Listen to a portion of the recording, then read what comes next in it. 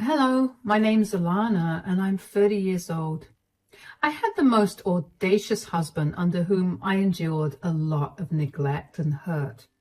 But thankfully, the universe had my back and karma came back to him pretty quickly. Let me start with how I met my ex-husband, Clive. Clive and I met through a dating app. Over text, we had great chemistry, and even when we met in person, our chemistry remained. We went on many more dates before we made things official. Clive was a very easygoing, kind person. It was super easy to be around him because he just had this way of calming you down. At least that's what he was like for the first 4 years of our relationship. We got married after dating for 3.5 years, and for a few months after we got married, life was great. We decided that we didn't want to start a family immediately. Instead, we wanted to focus on building our careers. Shortly after we got married, Clive applied for a job at one of the best companies in his field in our city, and he managed to land the job. I remember both of us being ecstatic about it because not only was Clive advancing in his career, but he was also going to be earning a lot more, which we really needed because we were planning on buying a house, which we did end up buying a year later. I thought our life was going great, but I should have been a little more perceptive of what was going on with Clive. He began to get really withdrawn and he stopped spending as much time with me. He refused any actions of affection, and when I finally took proper notice of his unusual behavior, I confronted him about it and he simply brushed it off. I figured that Clive was really stressed with work, so I did my best to be as accommodating as possible. I took over a lot more of the housework so Clive could rest up, and I also pulled extra hours at work so that Clive didn't feel too burdened to earn as much as he did. I made sure that I cooked only meals that he liked.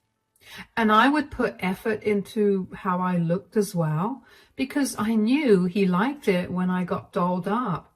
I would plan dates for us, and I would find many different ways to make him see that I cared about him and I wanted the best for him.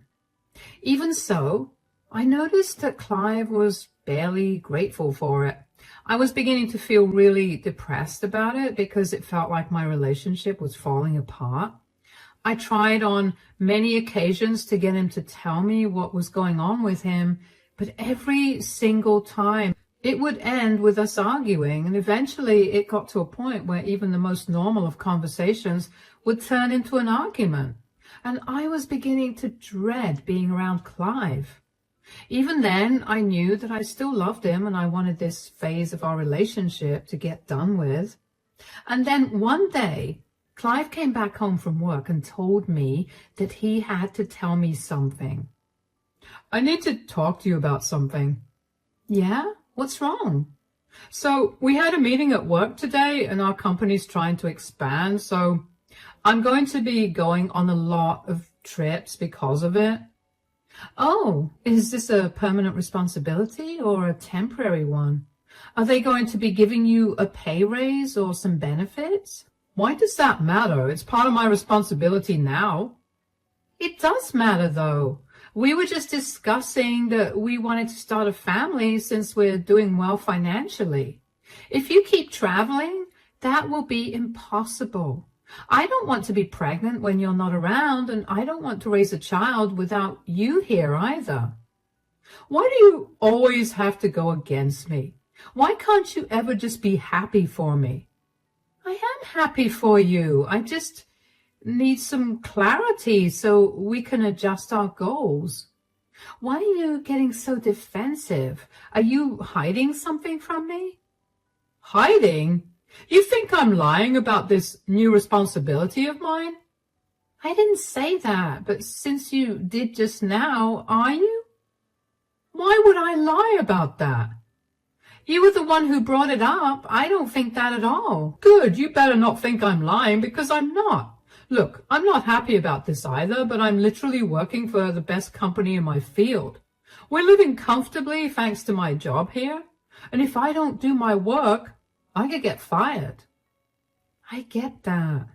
I'm just asking you how long this is going to go on.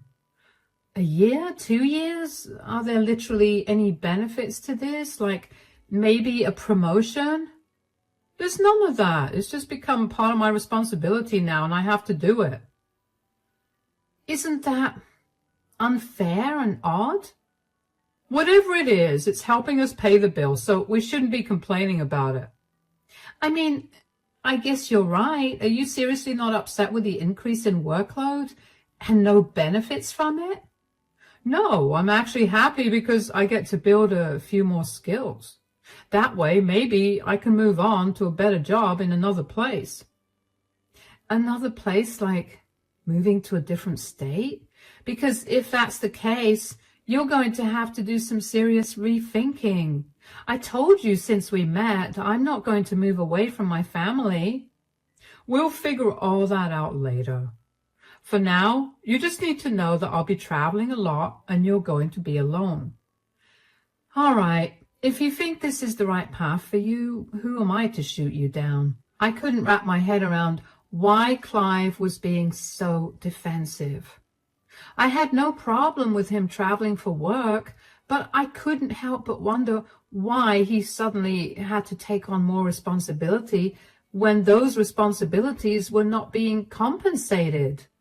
Even if they were, I couldn't help but wonder if Clive was hiding things from me. If he was, why did he feel the need to do that?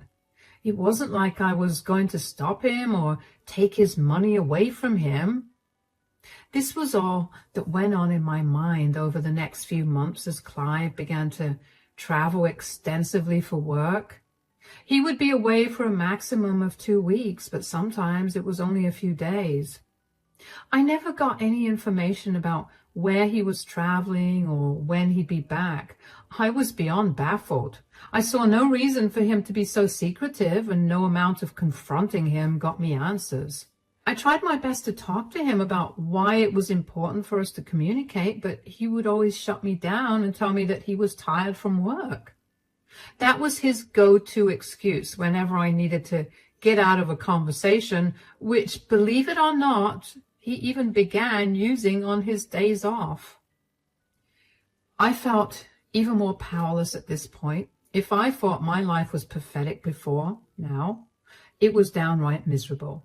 I did my best to go above what I was doing before. Being alone at home for so long made me feel so lonely, so I figured that Clive was probably feeling that too. In hindsight, I do realize that I wanted to feel so secure in our relationship that I began to project my feelings onto Clive, who, as you'll find out, is a man who's incapable of being a good partner. Anyway, I learned to find patterns in Clive's business trips. I figured since he wasn't going to give me the dates and times himself, I would have to do my own research to figure it out and greet him when he arrived. I figured out how to access Clive's business email, and I got onto his work calendar where I could see all the trips he had scheduled. It should have bothered me back then how they were marked in a very secretive manner there too, but I paid no attention to it because I was too busy coming up with how to be a great wife. Obviously, it irked Clive that I was able to figure out when he would arrive, but he still sat down and ate the food I made for him. Other than that, we barely spoke. One day, after Clive returned from a 2-week trip, I greeted him happily at the door. I decided to talk to him about his behavior because I was nearing my wit's end yet again. I couldn't keep going like this, so I tried to approach the subject as carefully as possible. "Welcome back from your trip." "Yeah, don't bother with that." "What? What do you mean? I'm just trying to welcome you back home. I missed you." "Didn't you miss me?" Yeah, I just mean that there's no need to be so mushy." "If I'm not mushy with you, who else would I be mushy with?" "Look, I've had a long week and I would really like some time to myself." Sure, but I need to talk to you about something. I've been noticing this for a while, and I've been hoping that you'd come and talk to me about this naturally, but since you haven't, Can you stop rambling? Just get to the point. Yeah, this is exactly what I wanted to talk about. Why are you so rude and impatient? Before you started traveling for your job, you were nice and calm, and now you're always up in arms about everything I do. Is something bothering you? Alana, I'm just exhausted, okay? I've seen what your exhausted looks like, and believe me, this isn't it. I know there's something you're not telling me, so could you just tell me already? It's getting really hard to deal with your rudeness. There's nothing bothering me. I'm just really tired, and I would love to go to sleep right now. Don't you care about our marriage? We haven't had a proper conversation in I can't even remember how long, because that's how long it's been. Every time you come back home, you rush to sleep, and then you spend the rest of your days here working extra hours or meeting up with your friends. Do you not care about me at all? My God, do you ever shut up? Is that what you really want? For me to not speak at all? That isn't what I want. I just want you to be a little more understanding of the fact that I have a lot going on with work, and I would like some time to myself. Why am I always supposed to be understanding? Why can't you understand what I'm going through? I'm alone all the time. And when you finally come home, I'm also alone. I just want to have a normal conversation with you without you being rude and turning it into a fight. We could have normal conversations if you just stopped being a nag and a pushover who constantly needs to shove herself on me the second I come back home from a long trip. Is that what you see me as? Do you even love me, if that's how you see me? I'm trying to express my love and care for you.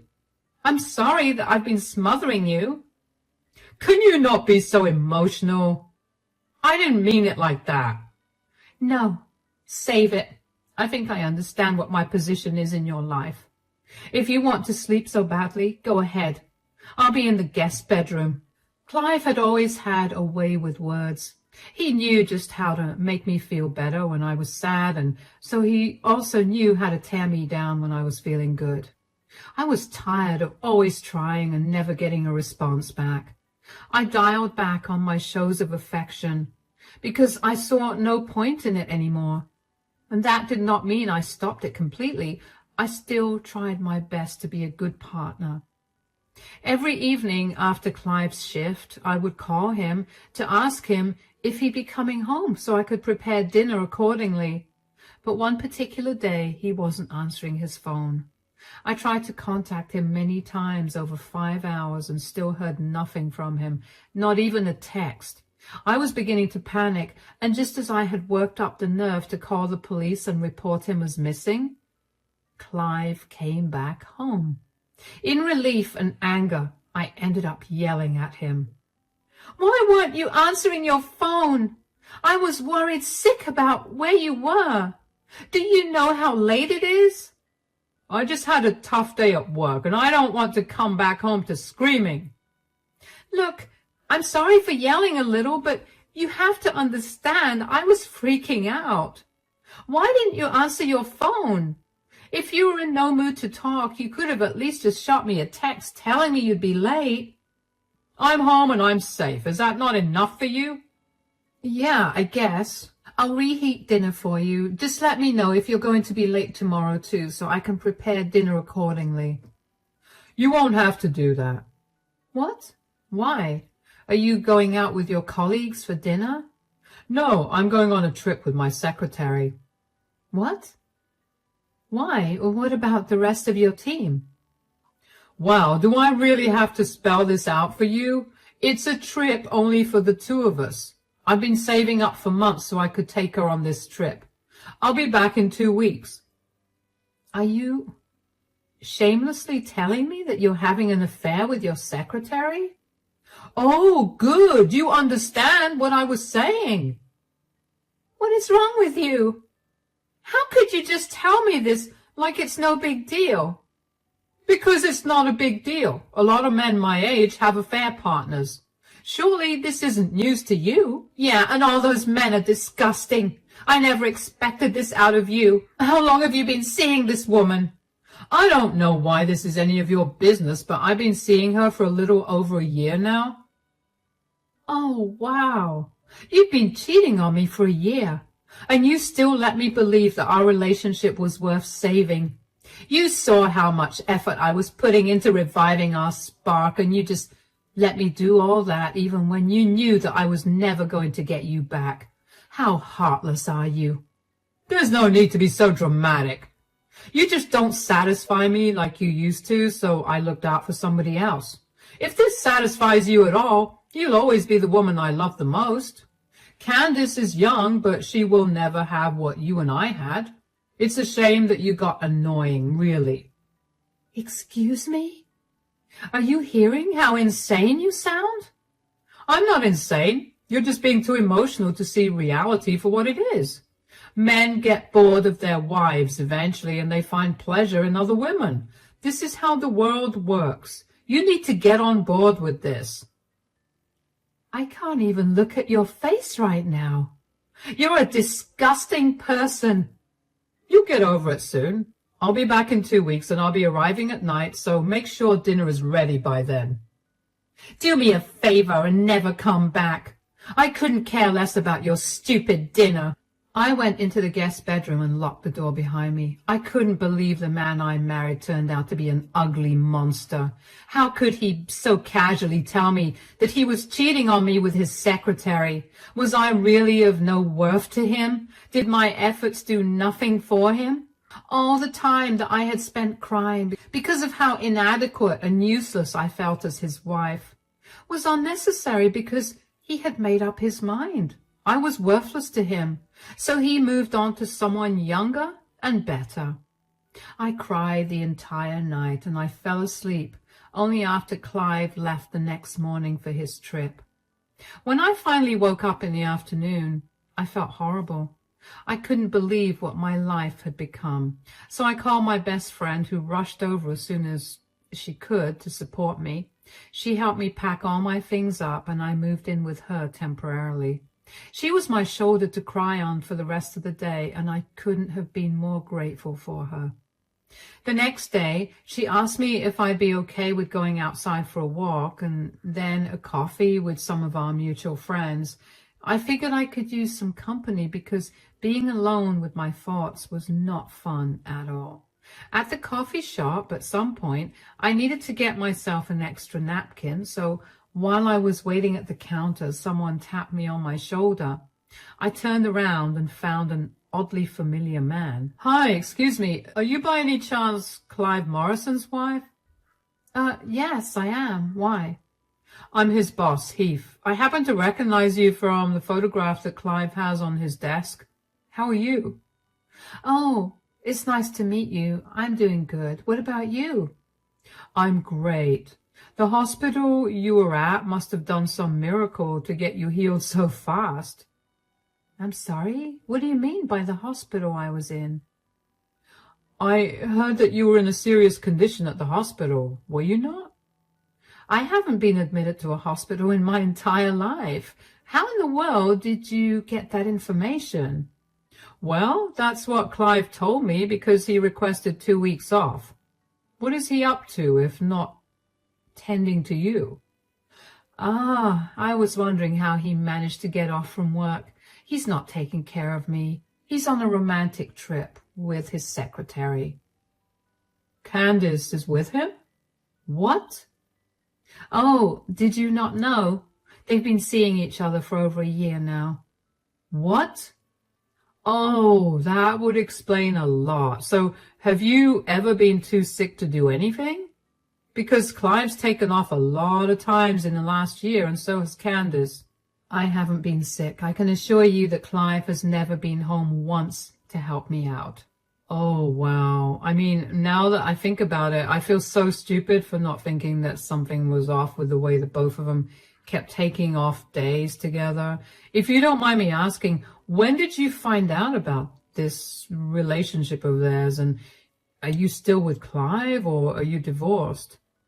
I only found out about his affair 2 days ago, when he came home late from work and decided that was an appropriate time to tell me that he was going on a trip with his secretary. I haven't even had the chance to deal with my emotions, but I will be filing for a divorce tomorrow. Oh my God, I'm so sorry that Clive treated you this way. Not only has he broken several company policies, but he's also treated you beyond disgustingly. I mean, I guess that's what I deserve for putting up with his crappy behavior for years. No, you do not deserve any of this. Look, I will look into what I can do about his job position at the company, but as someone who's had to divorce their cheating spouse, believe me, you need to do that as quickly as possible. Yeah, I will. Thank you. No, thank you for bringing Clive's affair to light, and take care of yourself. And if you find yourself in a tough spot, I'm sure I could find a position for you at my company. Here's my card. Feel free to call whenever you need to. Thank you so much. I'll definitely give you a ring if I need it. At that time, I couldn't wrap my head around the fact that I just happened to run into Clive's boss like that. Because when I think about it right now, the odds of that happening truly are slim to none. At that time, I was just more shocked that Clive's boss was unaware of the affair that was going on under his nose. It made me feel a sick kind of happiness, knowing that I had possibly ruined Clive's life. I also didn't expect to get offered a position at the company that Clive worked at, and if I'm being honest, at that time, I didn't think to take it. Anyway, I waited and waited to hear word from Clive about the loss of his job, but after waiting a whole week, I heard nothing. I decided to forget about that and focus on getting through the divorce. I found a great divorce attorney in my area, and I explained my situation to him, and he told me that since I didn't have much concrete proof of the affair, it would be a little hard to fight if Clive chose to contest the divorce. I was not too worried about that, because if I considered how he'd been treating me for years, I knew that I meant nothing to him, and he was definitely waiting for me to initiate the divorce. Clive got served the divorce papers a day after he arrived back in town. He barely blinked as he signed the papers. He didn't even call me to check if the divorce was legitimate. It hurt that Clive was able to throw me away so easily, but I guess I shouldn't have expected anything more from that man. It took a few months for the divorce to get finalized, and only after a day of it getting finalized, I received a call from Clive. I was just beginning to enjoy myself and my newfound freedom, so to see his name pop up on my phone after months of no contact was jarring. Even though I knew it would be best to decline the call and block his number, I was too curious to hear what he had to say, so I picked up the call. Yes, what do you want? What have you done? What are you talking about? How did you even get in contact with my boss? Did you snoop through my things? No, he happened to recognize me when I was out with my friends at a restaurant. He was surprised to see me doing well since I was supposed to be in the hospital. So you just told him the truth? Why didn't you cover for me? There has got to be a limit to your delusions. Why in the world would I cover for you when you're actively cheating on me right now? You have no idea of the damage that you've caused. I lost my job because of you. I didn't do anything, Clive. You were the one who violated company policies by dating your coworker. This is on you. It's not even just that. I've taken out a loan against my 401k, and now I have only 60 days to repay it. First of all, that is not my problem. Secondly, why did you even take out a loan against a 401k? That's just bad financial decision-making. Candace is pregnant. She doesn't have the kind of money to afford a child, and I had used my 401k to buy us an apartment. I haven't worked long enough at the company to get my share of what the company put into the 401k. So I'm not going to be getting anything, and I'll be paying out of my own savings, which I don't think will last too long because it'll get really hard for me to find another job. Do you realize what you've done to me? I literally didn't do anything to you. I didn't even approach your boss. He was the one who found me, and when he asked me questions, I simply told him what I knew. What were you even going to do with a new apartment and baby? Were you going to leave me like you did on your trip? That was a problem for future me. Looks like the future happened faster than you expected. Do you really not feel for me at all? Don't you love me? My love for you died the day you cheated on me. I dealt with all your crappy treatment for years because I loved you. I supported everything you did, even if I didn't agree with it. You repaid me by finding another woman because I was too boring for you. This is the consequence of your actions. Good luck. Bye. The sheer audacity that Clive had to call me and tell me that I was the reason for his downfall was astounding to me. Also, I was beyond glad that I got out of that relationship in time. I didn't want to be stuck paying any of Clive's loans. I was also really grateful that Heath waited until the divorce was finalized to fire Clive. After Clive's call that day, I rang Heath up and told him about what Clive had said. I also thanked him for waiting until the divorce was finalized. Heath told me that he needed that time to gather evidence of Clive and Candace's relationship as well, so it was no trouble. He told me that there was a position for me open in the company, so if I wanted it, he could conduct an interview with me and I could get the position. He was willing to pay double what I was earning at the company I was working for, so of course I took him up on it. I ended up landing the job with ease, and now I'm living more than comfortably. I found a cute yet spacious flat in a prime area, and I bought it without hesitation to symbolize my new beginning in life. As for Clive, he ended up managing to pay off half the loan he took out and is struggling to find a way to pay off the rest of it. Candace ended up leaving him for a wealthier man, and apparently she's planning to cut off Clive's custody of their child. Clive's family was disgusted by his actions and refused to help him out. His parents were only helping out a little bit financially, but were adamant about not helping him out with his loan. They called me to apologize for his behavior, and I felt really bad that they had more heart to be apologetic than Clive was for his actions. I only know of all of this because Clive would keep texting me updates every week or so. In his head, I was still the villain. He was trying to guilt trip me into taking him back by telling me all about how I ruined his life. Well, if there's anything he should have learned in the many years we were together, it's that if I have my heart set on something, there's nothing that will change my mind. It was one thing for Clive to cheat on me, but for him to so openly tell me about it with no remorse and treat me like I was nothing to him only made him seem like a monster in my mind. I didn't want anything more to do with that man. It's been a few months since I got my new job, and let me tell you, I am loving it. I've managed to make a lot of new friends, and a lot of Clive's colleagues have told me that he was a pain to work with because he was always running in and out of the office with Candace. They had no solid proof of the affair, but everyone knew that's what was happening. They apologized for not taking action earlier, and of course, they were not to blame at all. I'm much happier now than I ever was when I was married to Clive. So I can't wait to see what the future holds for me.